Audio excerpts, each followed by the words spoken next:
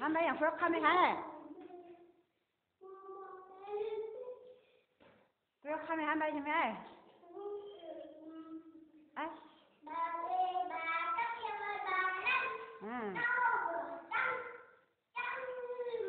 Hai mà chưa? Tôi thật hàng đấy. Tôi thật hàng đấy không?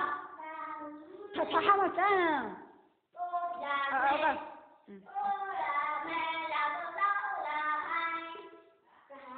Hào ăn hả mà?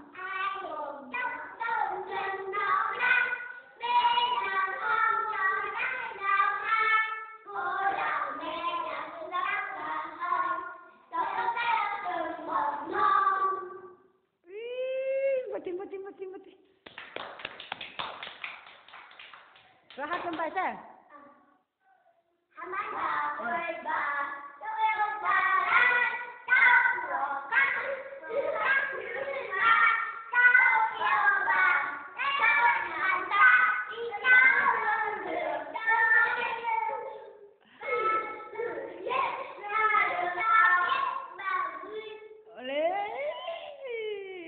Trong bài có số? Bài gì? Han bài sáng hay là ai?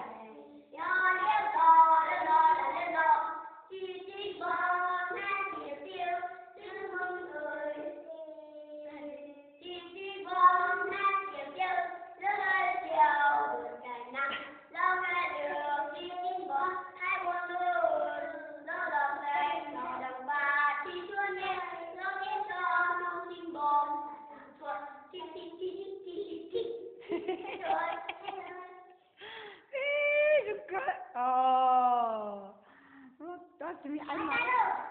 Bắt tay, mũi tay. Ai chẳng coi là anh một cái nó lõ tay cao su.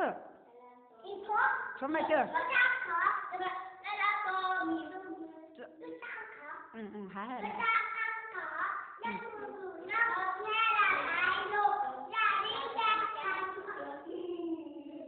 Hello.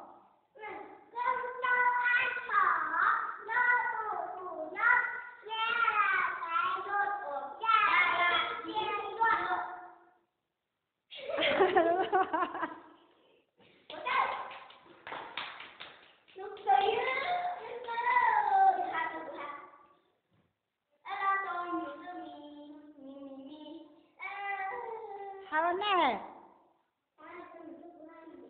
Hà cha.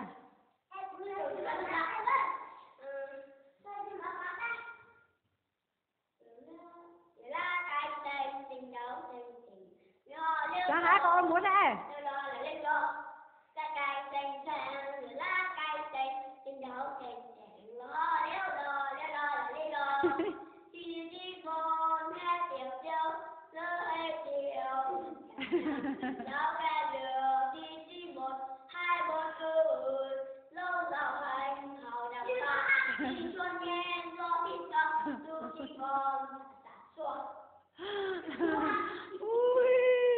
Chẳng có hạt trời hả? Mày cho nên tao chúa. Mình tao chúa chứ.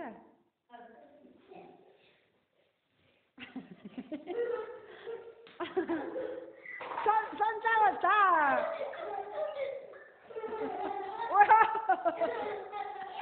Thằng tao lại, chẳng có gì ai luôn.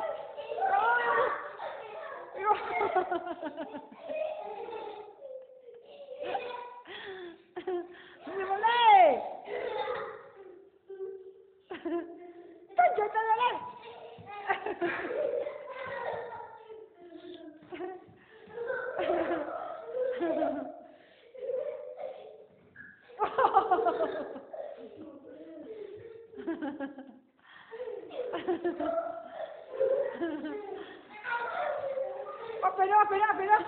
Opi cha. Cái đó, chạy sao lại cái đó.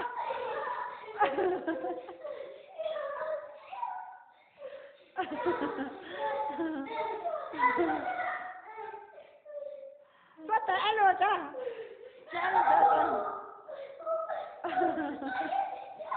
San tàu đấy, san tàu cha.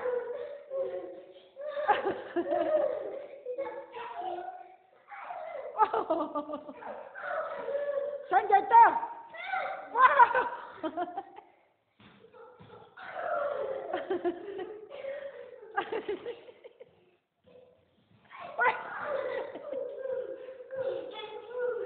Cho em sợi dây tơ mà cha. Cha. Cho em sợi dây tơ nè. Sợi dây tơ nè.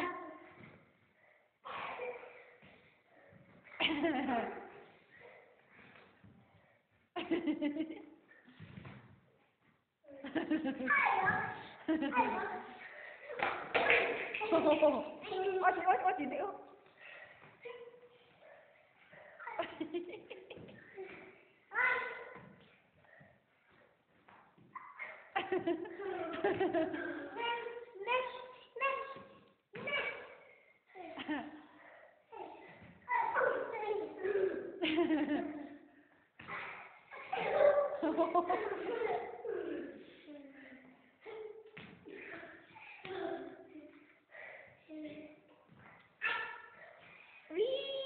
Anh luôn mặc không có thật tệ.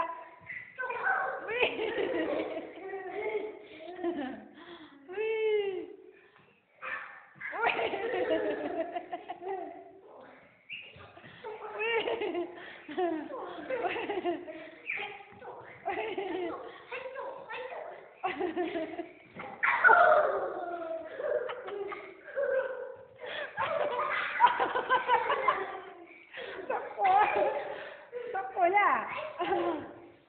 Ốc từ nó khăn mà.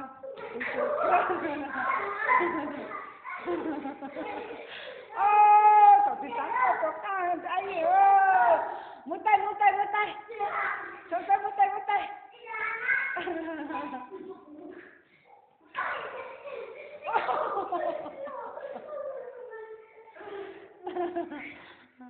Bati.